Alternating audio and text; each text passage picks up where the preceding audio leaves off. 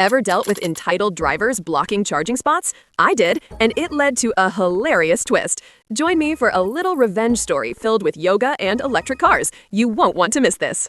My city has these nifty charging ports for electric cars in public lots. Because I live in an apartment where I can't install a charger, I depend on them for my hybrid car. When the program kicked off, the spots proudly displayed signs reading "Electric Vehicles Only." This was important. If a gas-powered car parked there, it would block my access to the charger. The cords just wouldn't reach.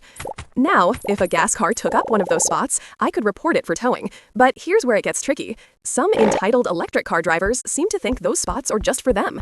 They park there, not to charge, but because they feel their electric vehicle gives them a free pass to a prime parking space. It's almost like they think it's a special VIP area.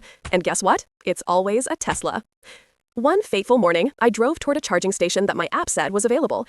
As I sat at a red light, I noticed a black Tesla pulling into the spot. The driver hopped out and walked away, completely ignoring the fact that I needed to charge my car. My heart sank.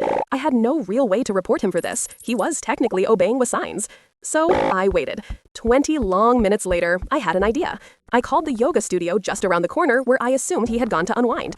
When someone picked up, I said, "A person in your class drives a black Tesla, plates blank. There's a tow truck about to hitch up the car for blocking a charging spot. You should really let them know."